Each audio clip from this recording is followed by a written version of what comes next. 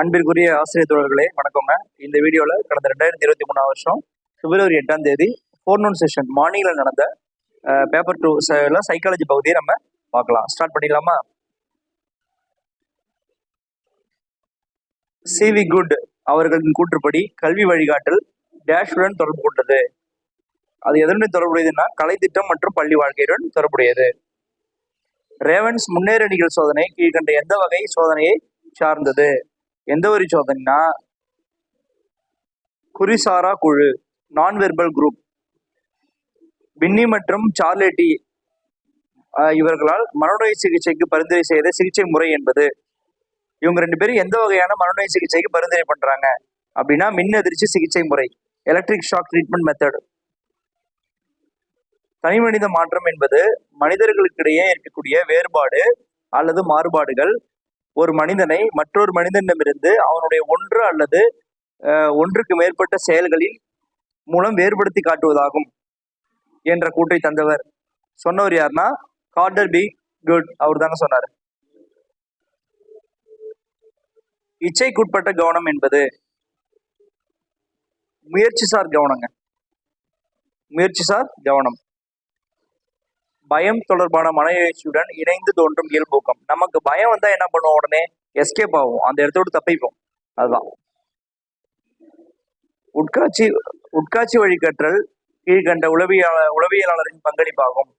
Inside வழியா கத்துக்கிறது யார் சொன்னாங்க அப்படின்னா நம்ம ஜெஸ்டால்ட் உளவியலாளர்கள் தான், அதாவது ஜெர்மனியை சேர்ந்தவங்க. கீழ்கண்டவற்றில் எந்த அணுகுமுறை வேறுபட்ட வயது நிலையில் மாதிரி தேர்வுக்கு பயன்படுகிறது? எதுன்னு பாத்தீங்கன்னா குறுக்குவாட்டு அணுகுமுறை. டிஏடியில் பயன்படுத்தப்படும் நுட்பம். Which technique is in TAD? எதுன்னு பாத்தீங்கன்னா ஆப்டிடியூட் டெஸ்ட்டுங்க, நாட்ட சோதனை. அன்பிற்குரிய தோழர்களே, இந்த வீடியோ உங்களுக்கு பிடிச்சிருந்ததுன்னா ஒரு லைக் பண்ணுங்க, ஷேர் பண்ணி விடுங்க. 19ஆம் நூற்றாண்டிலிருந்து உளவியல் என்பது டேஷ் பற்றிய படிப்பாக வரையறுக்கப்படுகிறது. எது பற்றியது? நடத்தை பற்றியதுங்க, பிஹேவியர். எந்த வயது வரம்பில் சராசரியாக மன வளர்ச்சி நின்று விடுகிறது? அதாவது 13ல இருந்து 20 வயசுக்குள்ள மன வளர்ச்சி ஸ்டாப் ஆயிடுதுங்க. குழு நடத்தை என்பது சமூகவியல் சார்ந்தது என்று கூறியவர் பாவன் மற்றும் பைம்ங்க. தொலையுணர்வு மற்றும் மறுபிறப்பு ஆகியவை சம்பந்தப்பட்ட உளவியல் பிரிவினை டேஷ் என்று அழைக்கப்படுகிறது அப்படின்னா நிகழ்வு உளவியல்ங்க, பாராசைக்காலஜி. குழந்தைகளது அறிவு மேம்பாட்டில் மறைந்திருக்கும் பொருள்களை, அதாவது குழந்தைகளுடைய அறிவு மேம்பாட்டில் மறைந்திருக்கும் பொருளை கண்டுபிடிப்பதற்கான திறன் வெளிப்படும் மாதம் எப்பன்னு பாத்தீங்கன்னா 8ல இருந்து 12 மாதங்கள்ங்க. இப்பவே இந்த டைம்லயே அவங்க என்ன பண்றாங்க, ஒரு பொருள் மறைஞ்சிருந்ததுன்னா அதை கண்டுபிடிக்கிற திறனை வளர்த்துக்கிறாங்க. பிற்போக்கு நிலையுறுத்தம் எனப்படுவது என்னன்னு பாத்தீங்கன்னா யூசிஎஸ்ஐ சிஎஸ்க்கு முன்னளிப்பதனால். யூசிஎஸ் அப்படின்றது அன்கண்டிஷனல் ஸ்டிமுலை, சிஎஸ்ன்றது கண்டிஷன் ஸ்டிமுலை. இது பாவ்லோவோட ஆக்கநிலை இருத்தல் கற்றல இருந்து இந்த கொஸ்டின் கேட்டிருக்கிறாங்க. குழந்தைகள் வழக்கமாக சாதனை நோக்கிகளை தங்கள் டேஷ் வாழ்க்கையில் முறையிலிருந்து பெற்றுக்கொள்கிறார்கள். பெற்றோர் தான் அவங்க மோஸ்ட்லி எக்ஸாம்பிளா எடுத்துக்கிறாங்க. டேஷ் இவர் குழந்தைகள் பேச்சினை சமூக தொடர்புக்கு மட்டுமல்லாது சில செயல்பாடுகளை தீர்க்கவும் பயன்படுத்துவார் என்று எடுத்துரைத்தார். யார் பாத்தீங்கன்னா லெவ் வைகாட்ஸ்கி. வளர்க்கரு நீடிக்கும் காலம். கரு எத்தனை மாசம் வரைக்கும் இருக்குன்னு கேக்குறாங்க. 9 மாசங்க. உள்ளுணர்வு சிரிப்பு என்பது கீழ்கண்டவற்றுள் எந்த மன எழுச்சியுடன் தொடர்புடையது? எதுன்னு பாத்தீங்கன்னா கேளிக்கைங்க.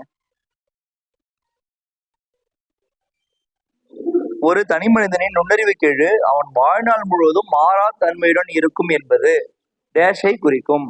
எதை குறிக்கும் அப்படின்னா நுண்ணறிவு கேள்வியின் மாறாத தன்மையை குறிக்கும். ஏற்றுக்கொள்ள முடியாத எண்ணங்கள் அல்லது தூண்டுதல்களை நனவிலிருந்து மயக்க நிலைக்கு தள்ளுவது டேஷ் என்று அழைக்கப்படுகிறது. ரெப்ரெஷன்ங்க. மனசுல சில விஷயத்தை மறக்கிறதுக்காக போராடுறோம்ல, போராடி மறக்க வைக்கிறோம்ல, ரெப்ரெஷன். கல்வியியல் வழிகாட்டல் 3ஆம் படிநிலையானது நிகழ்ச்சிகளை தொடர் கண்காணித்தல், ஃபாலோ அப் பண்றதுங்க. வலுவூட்டம் என்பது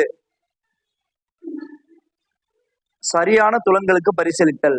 சரியான ரிப்ளை வந்துச்சுன்னா அதுக்கு பரிசு கொடுக்கறதுங்க. உள பகுப்பாய்வு முறையை தோற்றுவித்தவர் சிக்மண்ட் ஃப்ராய்டுங்க. Psychoanalytic method. தனியால் காரணிகளின் ஒருங்கிணைப்பு டேஷ் எனப்படும். ஆளுமை எனப்படும். ஆளுமை. எந்த ஒன்று முன்குழந்தை பருவ நிலையின் வளர்ச்சி காலமாகும்? 2 to 6 ஆண்டுகள். உணர்வு மற்றும் கண்டுணர்வு கீழ்கண்ட எவற்றின் முக்கியமானதாக பார்க்கப்படுகிறது? மன வளர்ச்சிங்க. நினைவுபடுத்தல் மற்றும் கண்டுபிடித்தலுக்கான புதிய உத்தியின் கற்றல் வெளிப்பாடுடன் தொடர்புடையது எதுன்னு பாத்தீங்கன்னா அறிவுத்திறன். மாணவரின் ஆர்வத்தை தூண்டுதல் அல்லது சோர்வடைய செய்வதில் அதிக பங்களிப்பது கீழ்கண்டவற்றுள் எதுன்னு பாத்தீங்கன்னா கற்றல் சூழல்ங்க. உளவியல் என்ற வார்த்தை வரையறுக்கப்பட்ட மொழி எந்த மொழி? கிரீக் மொழிங்க. ஓகே, நன்றி நண்பர்களே. அடுத்த வீடியோல பார்ப்போம். இந்த வீடியோ யூஸ் பண்ணிக்கோங்க. ஓகேவா? தேங்க்யூ.